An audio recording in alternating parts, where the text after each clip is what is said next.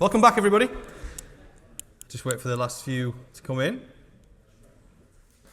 Everyone have some sandwiches? Yeah, good.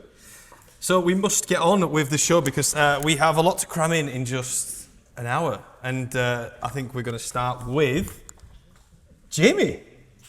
Thank you. Welcome back, Jamie. I think everyone give a round of applause for Jamie. So, Jamie's managed to squeeze us in, and obviously his very busy schedule. Because you're away on Monday, yeah? Away on Monday, fly out to the Seychelles for a really exciting project. We're building a new spawning lab out there. So I've done a few videos. So hopefully you'll get a little sense of it in the videos. Yeah, perfect. So I selfishly will ask my first question, which I'm sure all of you will want to know as well. Last year you said something that really stuck with me. You were asked a question about the reef, the work that you're doing on the reefs and the restoration stuff. Yep. And you said something that was pockets of hope. Yeah. So Jamie, is this year, right now, how are the reefs? Is there hope? Honestly? Nothing like a pretty loaded or difficult question to answer right at the beginning.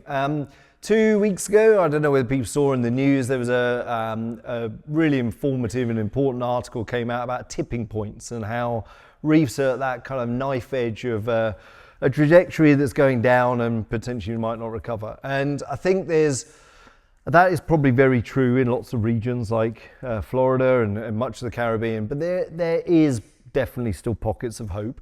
Are they going to remain like that in the future? Who knows? We can't, I suppose, get away from the fact that we have to stem carbon dioxide emissions in order for reefs to have a future. But restoration is one tool. It's not going to fix the world's problems. It will provide time, and that's really the idea. Is can it buy enough time for these big geopolitical discussions around climate change to kind of reverse some of that trends? But I'm quite lucky. I get to travel quite a bit now, and certainly you'll see in some of the videos from Indonesia that the reefs there are still looking really, really good, really healthy. Yeah. There is lots of other issues happening in Indonesia, blast fishing and things like that. But in terms of thermal resilience, they do seem to be holding up quite well in most areas. There has been big impact in places like Raja Ampat though. So it's not a great picture, but there are pockets of hope, I would say. I think there's been a lot, since last year, I've seen a lot more awareness on social media. I don't know if you guys have seen it in the audience, but people, divers underwater capturing some of the destruction that's from, even just anchors. I don't know if you saw that video that was recently posted where someone had shown an anchor that was down just dragging the corals, and there's a lot more awareness for it. And I'm seeing people that aren't in our industry advocating for better behaviour on the reefs, advocating for the sun creams that actually feed the corals and things like that. So that's, from my perspective, has changed a little bit since last year. And I think that is the power of the work that you do. You're highlighting the importance of this on social media to raise that awareness.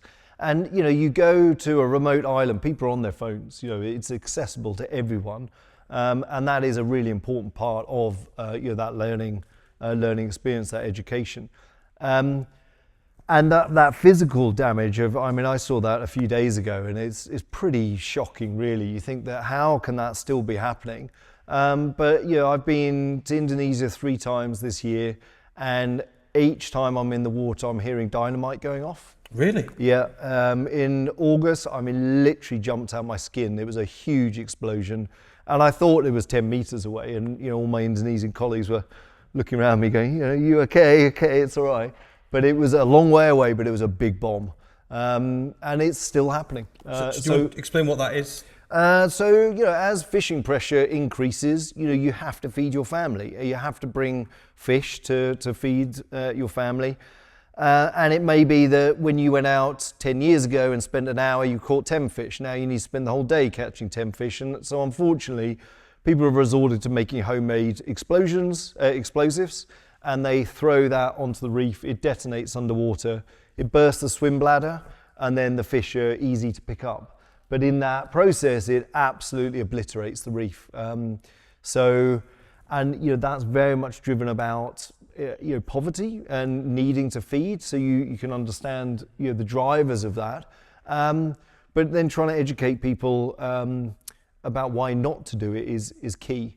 We're sort of going off piece a bit here, and shall I touch on that in Mars section? Yeah, so what I think we should do is let's start at home, because Jamie, you've been doing some work on our reefs, right? And so a bit about the Horniman Museum for those who might have missed last year, and I'll just run you through this slide.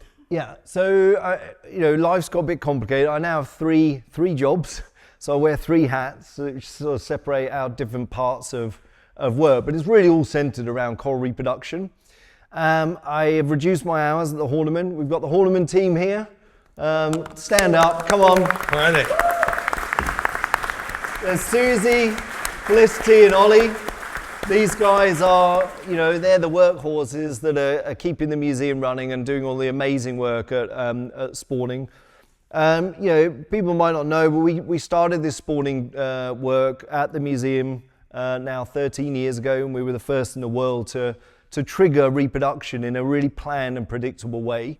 And it's been great. We've carried on working with reproduction, but we've very much thought, well, how do we keep relevant over time in that research? And there's places like the Australia Institute for Marine Science. There's many places that spawn corals, have cutting-edge genetic facilities. That's not what we do at the museum. We don't have that facility. It's not our role in this.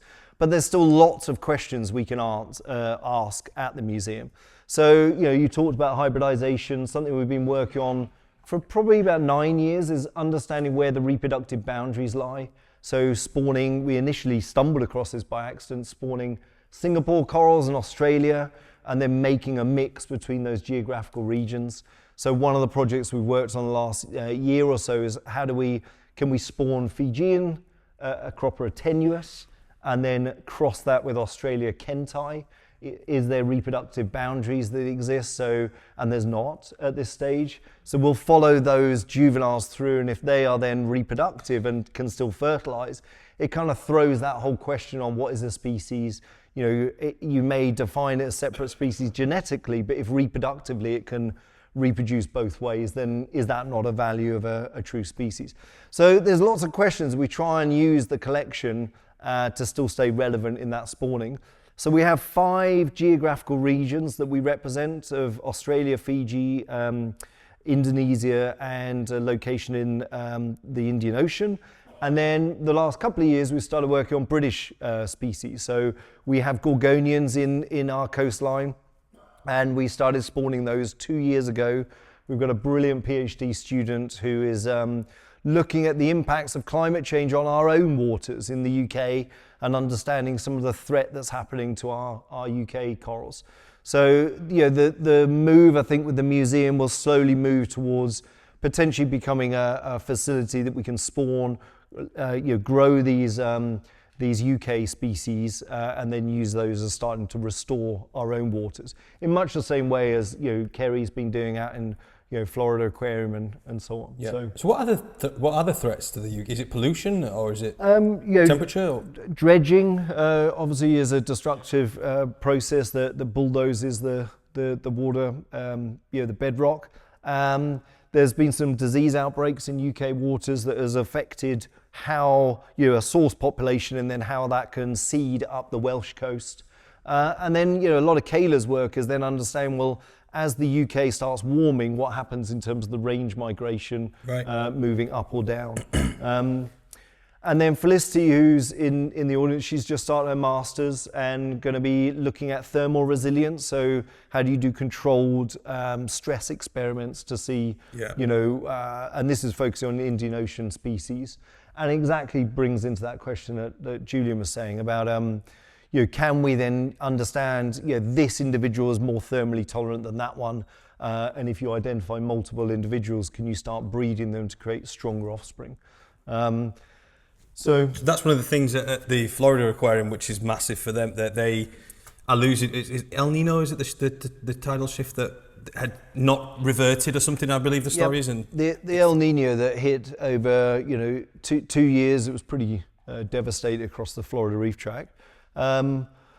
To the point that actually, I mean, this goes into the sort of restoration world, that the majority of restoration work in Florida have been using asexual fragmentation, the same genotypes, just bulking those up and getting more of those out.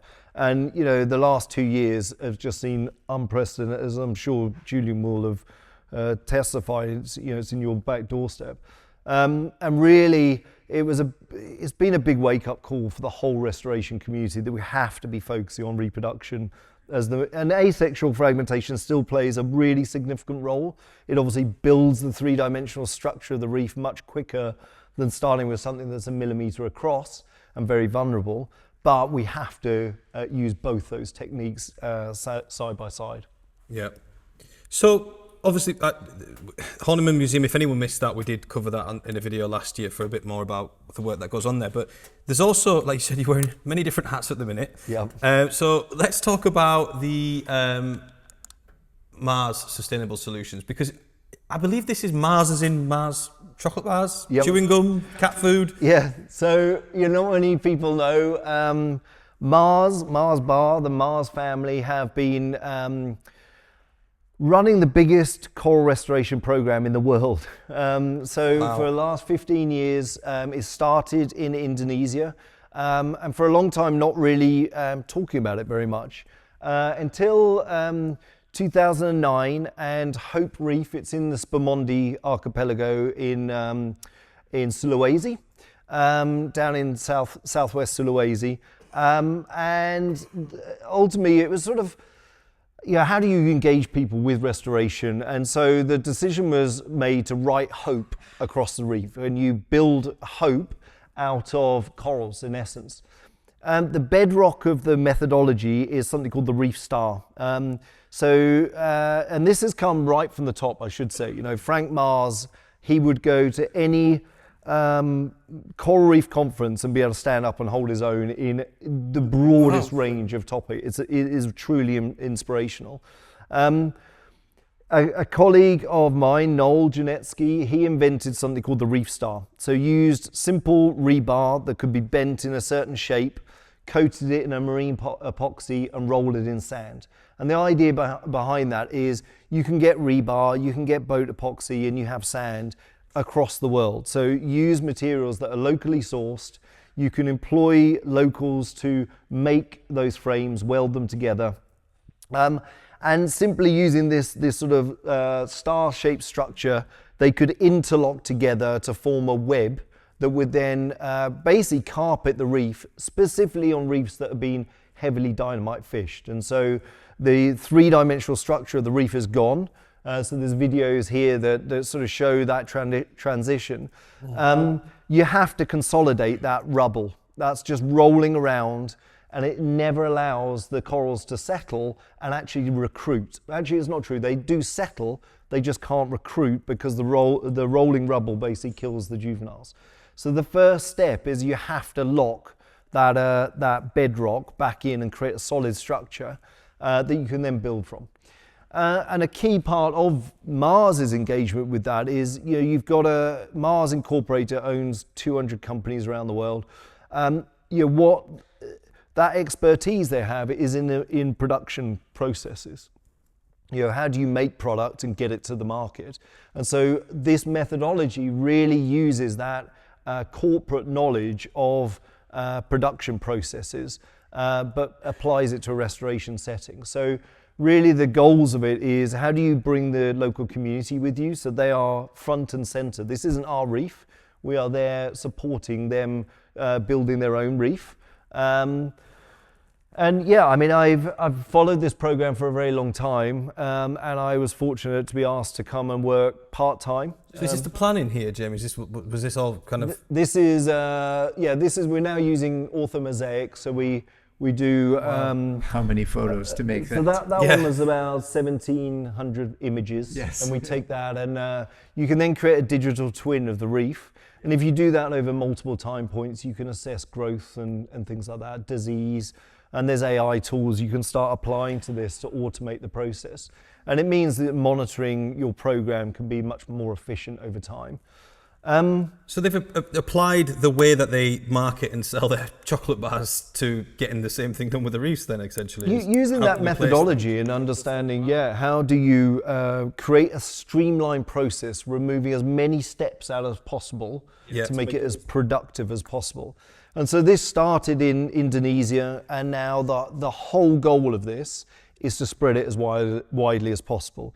I suppose the ethos of it has to be low cost, it has to be at a human level, community based, and it has to be delivered at scale. How do you roll that out to have as much impact? And so probably the last 10 years they've been doing a lot of people come to Hope and get taught and trained on the methodology, and that's something that Mars covers the cost of that. Wow. And then the idea is that partner will then go and use that technique and implement that locally. And so there's 107 different partners now spread across the world. It's a growing program. By doing that as well, they're probably help preventing people using dynamite, giving people jobs to use, to feed the families without having to. The critical part of this is, Bontasu is that I'm showing you up here. And reef builders, by the way, we got a bit told off about this because I must admit I didn't. I had nothing to do with that film, but that's on Netflix. If anyone's interested about the program, not on Netflix, it's on Amazon Prime. Reef Builders is a documentary all about the program, basically, and really, the work has started in Bontasu. The Bontasuan community are the best people to speak to their neighbouring islands. And the neighbouring islands are now seeing the benefit of that. The reef has come back to life, the fisheries, and fundamentally that's what restoration is about in this region. It's about redeveloping an ecosystem so the fish come back, and so you provide that protein source for the community. So that is fundamentally the most important part. The coral is the vessel of bringing protein back to those coastal communities. And any restoration program has to start with the question of what you're trying to achieve in that restoration. In this region, it's about fisheries. It may be that it's a tourist location and you want to make the reef nicer for better diving. It may be that this is a vulnerable area, and this is happening in Miami for coastal defense. There's a big US military base very close to the shore, and so there's millions being thrown into coastal defense, and then using the corals as a natural filter for. So it starts with that question: what are you trying to achieve? What scale? How are you going to monitor that over time? And I've been brought in now to bring that knowledge of sexual reproduction, of how can we diversify that restoration portfolio, really.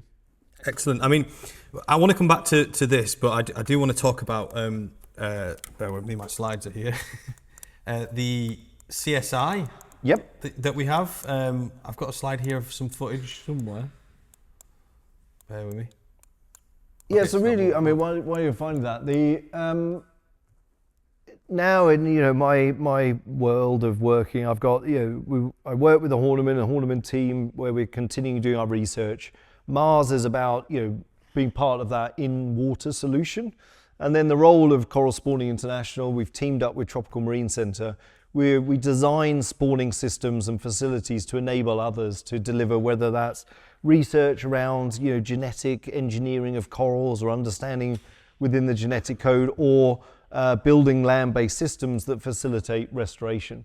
And so this project that we're going out to the Seychelles on Monday is building a land-based spawning system which will complement their work that they're already doing with the asexual side of things. So the work of CSI is about enabling others to deliver their work. Is that in other areas of the world as well? Yeah. So, I mean, since it was originally Coral Spawning Lab, we've rebranded that to Coral Spawning International. Right. And 80 systems have gone around the world, I think 13 countries now.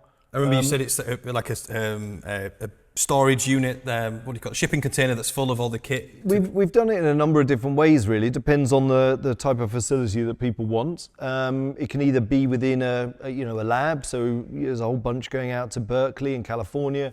I mean, in the video, you'll see some of the examples of that. Some have gone to the Maldives or Saudi Arabia or Qatar, or so it's broad. You know, we've sent some systems out to Mauritius this year. I went to Bermuda early in the year and set up a lab there, and very much whenever I go there, it's about training the team on how to use that piece of equipment for whatever outcome they want. You know, it's not up to me to go there and say, right, this is a piece of equipment, you've got to do this with it. It's about, there's a piece of equipment, what's the question you're trying to deliver from using reproduction, and how can I support you best delivering that, really? Yeah. Do you get frustrated, Jamie, with this and getting the message out to people with how hard you're working? I don't have time to get frustrated, if I'm being perfectly honest. Sleep would be nice. Sleep would be nice, bit more sleep. I don't know. What do you think needs to? What do you think needs to change to get to where you want to be? The goal for you. You obviously have. I think within this room and globally, it's amazing how much expertise that is in this room and within the hobby. I don't know how this would ever work, but I do feel like, you know, every single one of us in this room that have tanks at home becomes a really important biobank for those species. You know, if we are losing species, you know, this becomes an important genetic resource over time.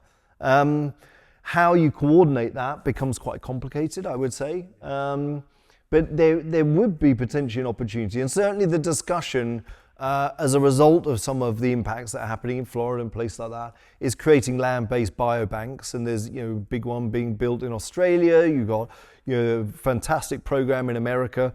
Can the aquarium trade play a role in that? I think they probably could. Julian touched on it. The reality is none of this work would have happened without the trade, without every single one of the people in this room buying those products. That has been the innovation that has driven the change that has allowed this technology to be available for land-based biobanking of species and be able to spawn corals and so on and so forth. And now we can buy a chocolate bar and feel a bit better for it because we know what Mars are doing. and you know, think about Mars. You know, this isn't a foundation that's separate. It is absolutely driven by core of what Mars does. You know, it's not a separate pot of money. It's integrated into the business model. And Jamie, he was telling me that it's literally the top guy at Mars who's communicating with your team. You know, and he's truly invested in. He really is. You know, he's potentially one of the wealthiest people on the planet, and Mars is still a family-owned business. And, you know, I've fairly terrifyingly spent a couple of days with Frank discussing what I think we should be doing. Yeah. And, you know, like I say, he's incredibly invested, incredibly knowledgeable. And he could easily get up and do a keynote at, you know, the main research program, Coral Reef Conference of the world, and take on, you know, the likes of Raquel or anyone. He reads absolutely everything. That's amazing. Do you guys know that it was Mars? No? Does he still have a fish tank, John? Does he have a tank? I don't know. You're scared to ask? I'll ask him for you, Paul. Jimmy, when was that set up then? So the restoration program started 15 years ago. The actual Word of Hope was written in 2019. My boss at Mars, who's a professor at Essex University as well, Professor Dave Smith, he joined the program in 2018 and really started bringing, you know, the scientific approach of monitoring and actually evaluating how impactful it's been. And it's just carried on growing since then. Apologies, we did have a bit of technical issues with the footage, but this is the stuff from CSI that we were talking about as well. And which we did see a bit of last year as well, I think. And it's grown. I've been really lucky that I've been sponsored by Canon. I love photography, so this has been incredible. And, you know, that relationship with Canon has grown over the last sort of 3 years now, and they're actually the ones that are funding this project in the Seychelles. But, you know, I just find coral reproduction fascinating. I'm always trying to look at new species to spawn and working with different ones. You'll see some shots in here. We've been working with Trachophilia jeffreyi, and we're doing that at the museum as well as I've been sort of piloting at home. So we're going to have some of those for sale, hopefully in the UK later this year. Well, not this year, but early next year. And they'll be getting sold through Tropical Marine Centre. The first few hundred are almost ready, which is cool. That's amazing. That is really incredible. Yeah. You'll see some of the pictures. They are spawned to marketing 2 years, or so. Actually, coming into that question about how old are these? I mean, I had spawned Scollies about 4 years ago. 4 years. They grow much quicker than we give it credit for. They are not as old as we think. Definitely not. You'll get a Trachophilia up to about that sort of size in a year. Scolly a bit bigger. So they grow much quicker than we think. Excellent. Yeah, which is good from a sustainability point of view. See, that's where I always say we have to be careful with the science. There we go. Aquarius observation is typically much better than science. Yep. Because science is going to say, well, the conclusion is that this coral took 1,000 years to grow to this. Yeah. And if you And read these the are books, the babies here. if So you these read were the the books, trackies. it says that. However, you're proving that it's much quicker, the growth rates. And I think that's the power of doing it in aquariums, right? You are staring at these things every single day. When you spawned and settled, that's your time point zero. Exactly. And you can follow these through. And there's just questions, you're absolutely right, that you cannot answer in the ocean. But you can answer really fundamental questions around coral reproductive biology. How long does it take before these guys start spawning? So you hit that reproductive age. All of these are simple questions, but really foundational that you can build from. Right, because you already found out what the age is, the appropriate age for Acropora to spawn. 3 years. 3 years. Yep. So imagine, guys, you have your corals and they're in your tank for 3 years. They're spawning and you may not even know it. I bet you everyone in this room, well, not everyone, but there will have been reproduction happening in your tanks at home, 100%. You just got to look inside the corals. Now the technology allows you not just to just about hold on to corals, but grow the damn things, they become weeds, right? It's just a natural biological process. If you're healthy, you reproduce, and it will be happening in everyone's tanks, definitely. And the whole, work that we did at the museum was then, if it's happening, one, understand what's driving it to happen, and then how do you understand it so you're there at the right time? They release in this really small window of time, and if you miss it, it just goes down the drain. And really it's about taking that methodology, and that's what we've been putting into the systems that we're sending around the world, so people can be there and understand when to collect that material. And once you collect that material, that just creates the foundation to whichever route you want to go. And the aquarium industry is one. There's Group Reef. We built the original spawning systems for SAM at Reef. So the first aquarium-based corals for sale in Germany have just started. We will do a small amount of it through TMC. But it does bring in huge amounts of opportunity to think about crossbreeding and all that type of stuff. So Jamie, do you deal with pests on the reef? On the reef? When you're out there? Only, I would say... Or even in the lab, I guess, any pest? Yes, I suppose yes is the upshot. From a restoration setting, Drapella snails and crown of thorns would be the two main things, and actually white-bellied damselfish are a nightmare in the restoration setting because they create their algal farms and they really, really ruin the restoration. So they get dealt with on a weekly basis. Let's put it like that.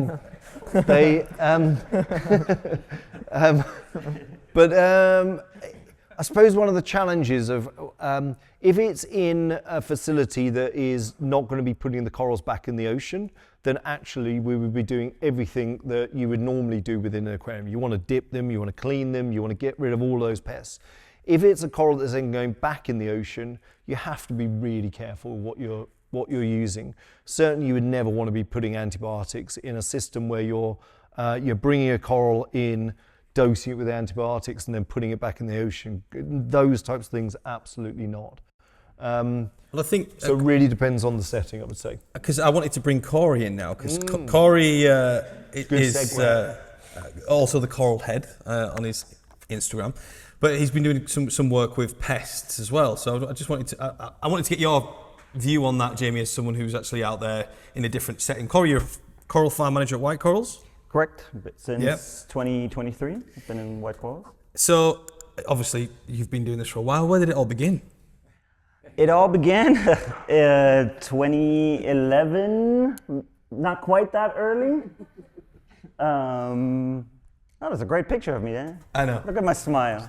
One of your first pictures on Facebook, actually. First picture on Facebook. One tooth. Yeah, one tooth. No, it started 2011. I wasn't a reefer when I got into the industry. I took a job at Kölitzo. I took Paul there not too long ago. It's like Pets at Home, but on steroids. On steroids, that's what he said. So it's a premium pet home store. I had absolutely zero knowledge of what I was doing. I started as the basic clean glass every day, feed the fish type of guy. And over a few years, I think 2013, I started getting more into the saltwater section. And around that time, I saw on Reef Builders a post from Jake Adams about jawbreaker mushrooms. Funny enough, they were highlighted from White Corals, where I work today. And that's just where it hooked me, and I really put my heart into getting better and better in keeping saltwater aquariums. So. Yeah. I mean, I know I probably do your head in on WhatsApp with questions when something's gone wrong. I go, Corey, is this okay? But you really do seem to be an absolute bank of knowledge for the most, what might appear to be simple things to you, but, and the thing I want to ask is you've done a lot of work, and obviously you've worked with NIOS, developing the products with them, but the thing with the pests, was it personal? Yes, because absolutely. Absolutely. I mean, I don't know if you guys know, if you want to grow corals for a living, pests don't really help that cause. So when I took over the farm in 2023, sadly, the whole farm was infested with Acropora eating flatworms. And not only the flatworms that you guys might think about, it's the small black flatworms. Also, Reef Builders did a post years ago about them, calling them the new Acropora eating flatworms. So I was struggling to get these pests gone, and that's basically how I got more involved in the NIOS side of the company, because I just looked at the tools I had available and nothing really was doing it the way I wanted to. So I ordered a whole pallet of essential oils. People were calling me essential oil Karen because I just was mixing essential oils all day. The throw against the walls to see what sticks type of method. And that's basically what I was doing all day, every day. And because that's the dip, right? Correct, yeah. Yeah. That's how the dip came about. How long did it take you to sort of, were you testing specific pests? Yes. Yeah? I mean, luckily enough, since I was working for White Corals, we were getting shipments every week.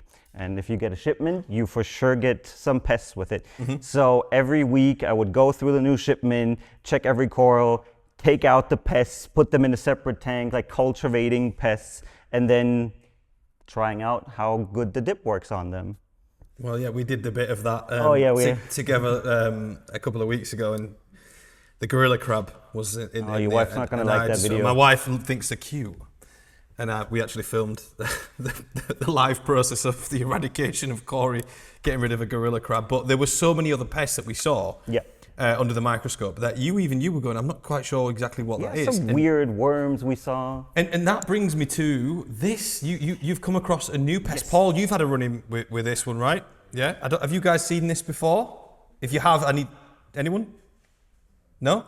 So this is, Corey, talk us through what's going on this clip. So Paul and I, we were at Tidal Gardens a month ago, something like that.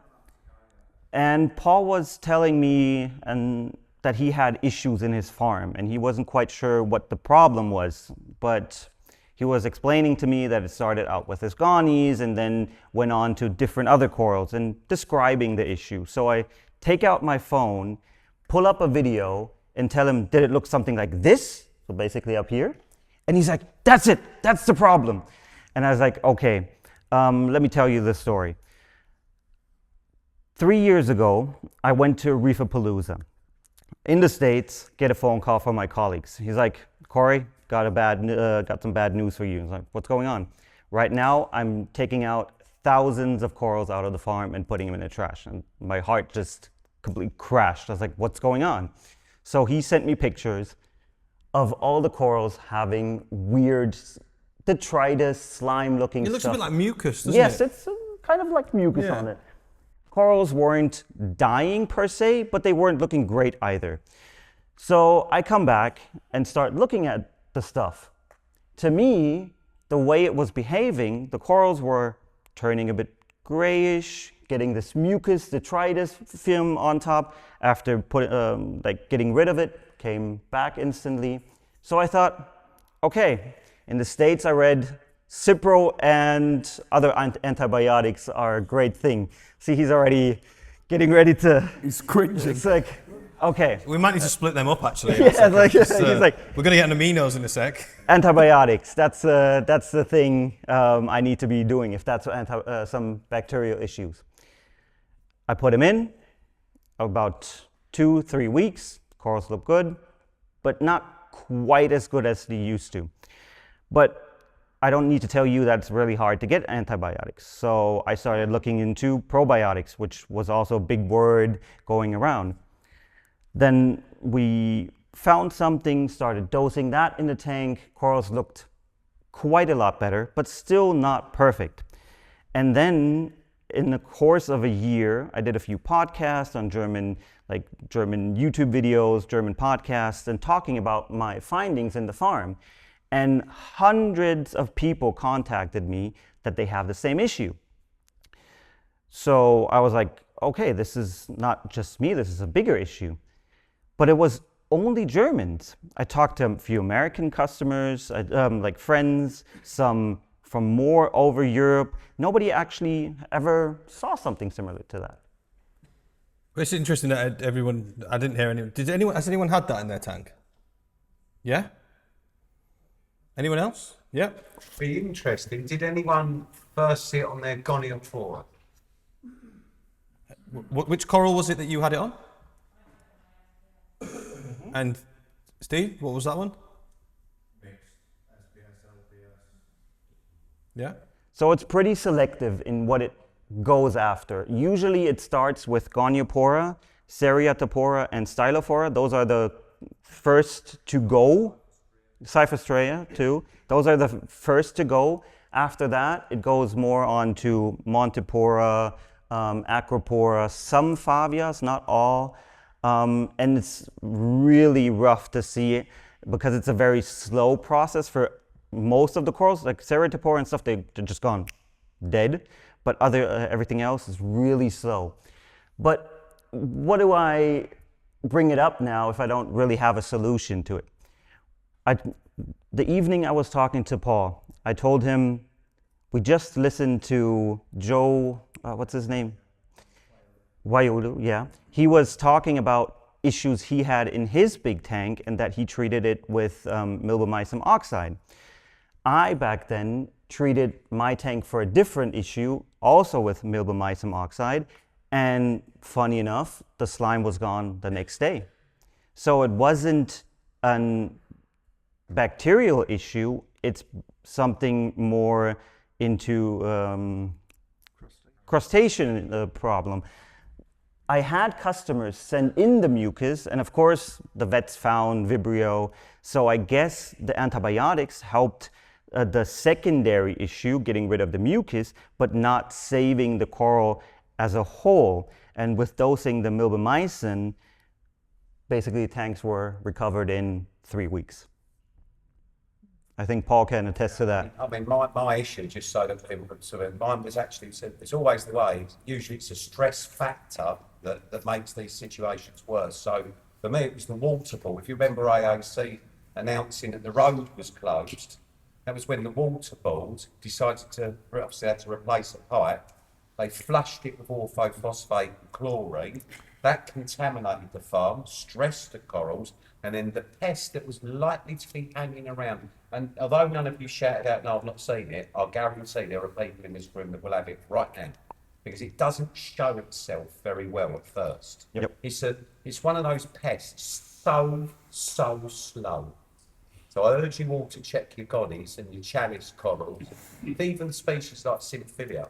So mine was a stress factor that started through chlorine, wiping out the bio in the system. The corals then get weak, and then of course, like every parasite or disease, then it profits upon that weakness. But just so people are aware, I don't know if some people will know, but milvomycin is actually a dog wormer. If you've got dogs, you would have used it at some stage. But with that, if you're ever going to use it, don't use the chewable form. Yeah. You have to. Believe it or not, I've just There's just managed to work with a vet who's also a regular customer of AAC, and in the past, as fish keepers, we've always struggled to get the vets to take it seriously. Fortunately, this young lady is very into a marine aquarium. So if any of you do get into a situation like this, then by all means contact, and I might have someone that would help you. But it's absolutely debilitating. It took me nearly a year to grow out loads of beautiful Goniopora, only for me to end up throwing about £10,000 worth in the bin. It will kill all crustaceans as well. So if you want to keep your shrimp or crabs, unfortunately, you've got to get those out. Hermit crabs and things. However, I didn't find that it really was that destructive aside from crustaceans. No. And even some of those survived the process.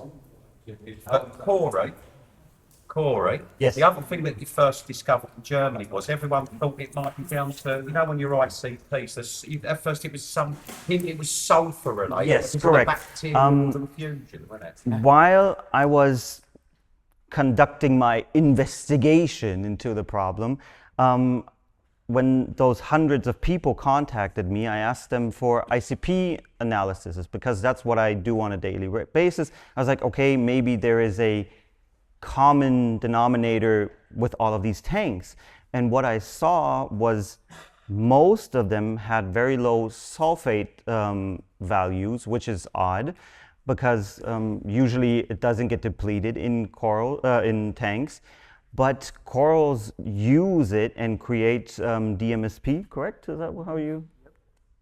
Yeah. Correct. So my thought back then was, okay, maybe the coral is being stressed so much that they produce so much mucus and reduce with that the sulfate in the tank. And by raising it, I saw a stress relief as well with customers. Yeah, I think I've seen that before with stuff too. It's always correlated. It's a major item. DMSP is a antioxidant, so it's really mounts in a stress response. So I've seen the same thing. If there's issues with brown jelly, things like that, and I have a microbiome report and an ICP, always low sulfate, and I've kind of thought the same thing. So that's another point for that. Salem, you're just in time. Oh, okay. Well, there we go. I'm trying to blend all our guests together into one thing, but we are going to come back and ask questions because this is where it gets personal for us, right? We all deal with pests, and now we refer to you as the bacteria man, but I suppose that's the new title. Yes. I don't know. But Salem, obviously, your background is in molecular biology and coral pathology and everything else. Do you want to explain to us how somebody as young and bright gets into marine biology and bacteria and stuff? Well, I suppose it all started when I was a young boy. Yeah, we don't. That's the youngest picture we can find of Salem. Yeah, I've always looked like this. Yesterday, basically. Yeah, yesterday. Young boys, yesterday. Yeah, so I kind of a similar story and actually timeline to Corey. So as a kid in Kansas, abysmal place, very flat. I really want to go to Kansas. Yeah. I mean, good barbecue, but my mom, there's not much to do, so she would do what we do in Kansas to spend time, which is we'd go shopping. So we went to Cabela's, Kansas City, which had a giant fish tank with catfish. And as a very young child, I got exposed to that in the public aquarium, and of course Finding Nemo, that Freudian influence there. You're a big Disney fan, yeah? Yeah, I suppose. And still? I'm not a Disney adult, but yeah.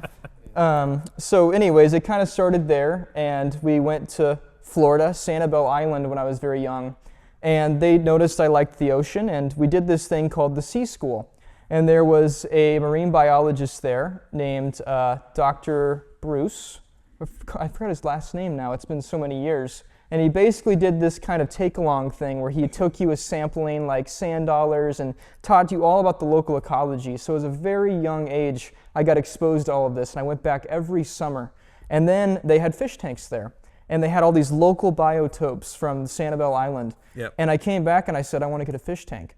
And my dad said, you know, as the typical Kansas parent, well, you have to work for that. So he gave me all these different encyclopedias of different science topics, and he said, I want you to have a written report on all of these, and I'm going to interrogate you and have a cross-examination for you to explain it. How old were you then? I was like 8. So Yeah, I had to my learn. son's getting a shock when I get home, I tell you. Yeah, I grew up with no internet, so in the no woods. internet? So I had to do this, and that's what I learned. And Wow. I got a little freshwater tank, and then I had a freshwater tank. Then I completed this challenge, and I wanted a 75-gallon freshwater tank so I could get like a tire track eel or something. Yeah. And he's like, I've got a really big surprise. You worked all summer for this. We go on Craigslist, amazing place, and we go to pick up a 75-gallon tank. And lo and behold, they also had a 10-gallon saltwater tank that was already set up with 2 clownfish, and they had a 2-for-1 deal that was really cheap, and they cut us a bigger discount. And I came home, and I suddenly had a saltwater tank, and I had no idea what I was doing. So then I went to the bookstore, and I read some like Dr. Foster's and Smith's stuff, and Wow. I basically, at the age of 12, started to have a saltwater tank, and had to teach myself a lot, and killed a lot of stuff, obviously, and eventually in college, I had kept up with it, and I was good enough at growing torch corals that the endo ban happened, and I said, oh, rent payment, $1,000 a head right now. Yeah. And I encountered the thing that most of you have likely encountered, which is brown jelly disease. Yeah. So yeah, I was of course. growing all of these, and I'd working at Petco at the time. That was how I got into the industry, was ordering and maintaining all their fish tanks there as a college job. And I worked a bunch of overtime to buy this $1,000 a head Holy Grail, some smuggled thing from Malaysia that was cool and whatever. And then I get it in, and it's peeling. And there was someone that was a mentor to me at the time, and this was just when Cipro was beginning to be talked about, because it was used with anemones for a long time. And he said, well, you should use this. You use this one for gram-negative, this one for gram-positive. We don't really know what's happening. You should try them. And I tried one for a week, and it didn't work, and then I tried the other, and it worked. And I saved my torch. And at that point, I was beginning my major in molecular biology, because I'd always liked science too. And I went to a really small university in Kansas, and to be competitive there, they had this thing to where they made you do basically a research program as an undergraduate, because it was not a very prestigious school. So usually you would approach someone and do their program, and I approached the microbiology professors, and I said, I have my own project I'd like to do. I'd like to figure out what this brown jelly disease thing is. And after that, I just kept taking the credit, and I ended up working with the analytical chemistry department, microbiology, everything, and I reverse engineered all the dips in the market. I put them all in gas chromatography to look at them all and tested them all and nothing. And since then, the obsession continues to where I'm trying to look at a pest too, just on a much smaller scale. So Corey's got the big guys, and I'm looking at the things you can't see. And I've continued that and had the whole Reef Builders little side arc there, and got a lab in my house now. It's 1-bedroom apartment. I've seen, yeah. And obviously the bedroom became a bunch of tanks and lab equipment, and my bed is in my living room now. So that's what I'm doing we now. We did say we're all freaks, and Salem, I think you might We're be all freaks. We're all up freaks. there with us all. You live in the lab, yes. So So- that's where I'm at. So the focus is bacteria, yeah? And I think we all agree that we don't really understand bacteria enough in summary, how would you say the role of bacteria is for us as home aquarists in with our reef tanks? Well, it's everything. I mean, we cannot have a tank without bacteria. We all start by cycling a system in one way or another, and the nitrogen cycle and keeping our animals in a glass box completely depends on this process. So, in essence, we all are bacteria farmers in a way. Without that microbial process, we wouldn't have a successful tank. So do you think that adding we can successfully add bacteria in a bottle, or does that have to come from other? Well, I've had some cease and desist and things, and I'd rather not comment on that. But I would certainly not use many of the products in the market. You're getting me in some hot water here. I think the nitrifiers, yes.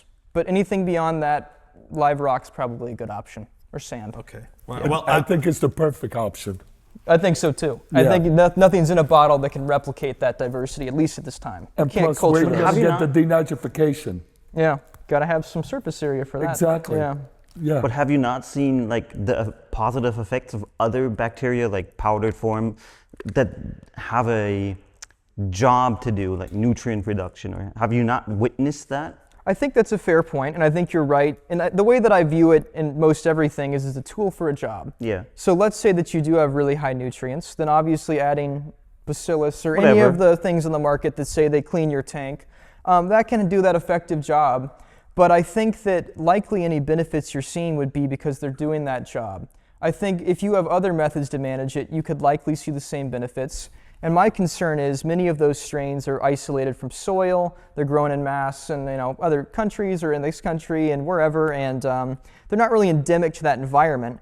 So I suppose my question is, what happens when we add those non-endemic strains to our tank continually? Do we create some functional microbiome to where if we stop adding them, have they outcompeted something and it causes problems? I think there's a lot that we don't know about these things, and while it's a tool for a job, are there downsides to those tools we haven't seen? And those are my biggest questions. And I don't know. Also, I agree with what you're saying, Salem, but why not look at the root cause, Yes. right? Look at the root cause first, see what's creating that situation, handle that, not find a solution through medicine. Yeah. I mean, that's my thought on antibiotics now. Yeah, I agree. I mean, I utilized a lot of antibiotics that I've not even really seen people talk about when I was originally trying to chase this dragon of let's fix coral disease, and eventually things stopped working. And I think that's because when we see coral disease manifest, it's not like, if I've got COVID and I cough in Corey's mouth, he's going to get COVID because I've transmitted the, SARS-CoV-2 virus to him. But with coral disease, it's not really like that. Yeah. It's not like there's just one bad guy that goes from this coral to this coral and makes it sick. Rather, it's an ecology kind of problem. It's an entire ecosystem that's going haywire. And I think that there's a couple things in the environment that make that ecosystem go haywire. Once it does, antibiotics can rebalance that, but like Tony said, that's not fixing the root cause of the problem, and it can cause resistance, which can make it so it's an even harder problem to solve. So that was kind of my rabbit hole I went down while I was at Reef Builders, and much of my content was around, was okay, if there's not a very scalable solution to work for solving the problem once it's manifested, what's the, ounce of prevention is worth a pound of cure, so to speak. So I stumbled across, of course, the buzzword of dissolved organic carbon, and Julian's done a very good talk on this and dissolved oxygen as well, which is also on Reef Builders YouTube. And he does a much better job than me. I've been very technical in the paper if you want to read that, but if you want an actionable explanation of that, Julian's talk is very good. But in summary, dissolved organic carbon, as it increases in value, you get dirty water, you get dirty bacteria. That's about as much as I can sum it down. And a lot of people don't test for this value because it is organic. You've got to send it off to a lab, and that's really the crux of what makes these ecosystems that we can't see Salem, go haywire. I was going to ask you, do you think we're going to get that as like we have ICP tests now? Do you think there's at some point soon we're going to see tests that we'll be able to do as we do with ICPs? Oh, we have it for DOC. So does NIOS have it now added in or no? No, we don't. So Fauna Marin has it. I know Oceamo have got Oceamo has it, yeah. And then Triton. I think that's the three that have it.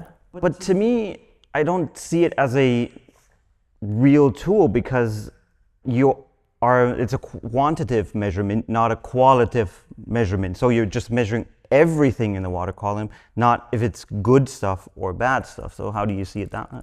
Yeah, I think that's a really good point and is a limit of the technology for sure. I think that Because all of these analyzers, they just look at the total carbon in the water. Some of that could be good. It can be whatever foods you have. Some of it can be bad, and it's leftover stuff or antibiotics or who knows what.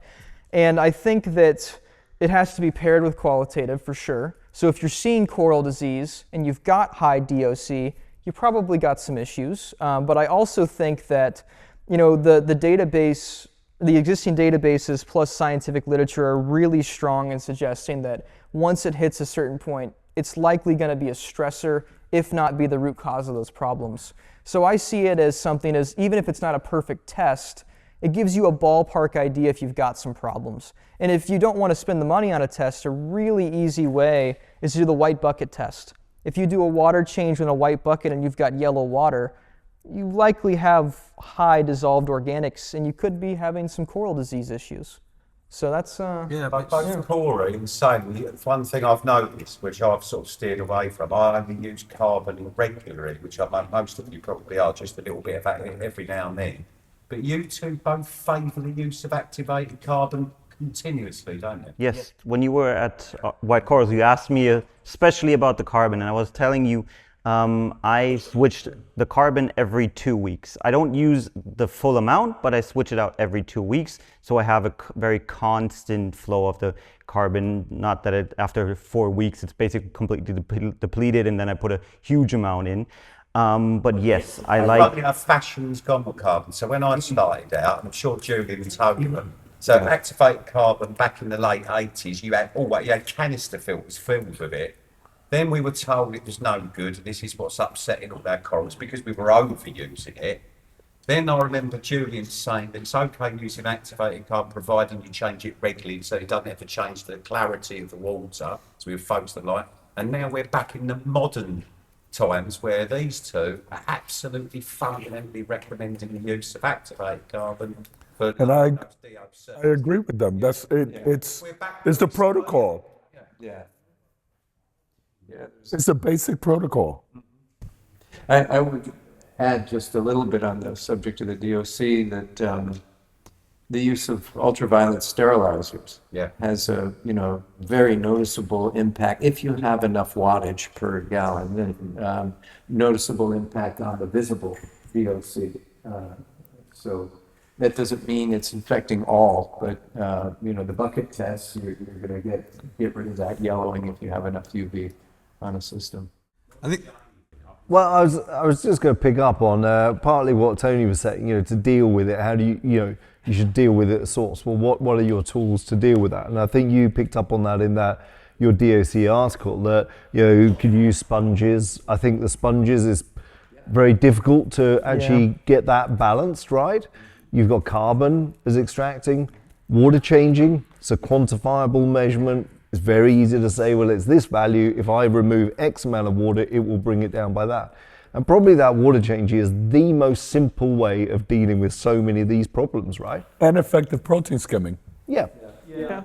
Absolutely. What we should do is, because we've got 5 minutes left, I think this is going to spike some interest for the audience to come back and maybe revisit those points. And I just wanted to ask you guys, all three of you, in your views, what do you think are the biggest sources of risk in coral keeping today? So it could be diseases, microbiome imbalances, trade stress, and how should hobbyists prepare? That's a big question. Yeah, That's that's a a mouthful. really big question. Yeah. 5 minutes each there. That's, I think one of the things is, we are purchasing corals from lots of different regions and mixing them in the same place. And also, those regions, even if you look within a region, where those corals are collected come from very different environments. So, if you just look at acroporas versus an LPS, the reality is a lot of the Australian LPS, for instance, are going to go really cold in the winter, and they don't top out that high in the summer, whereas the acropora are sitting, there's a crossover in them both, but they come from different ecosystems.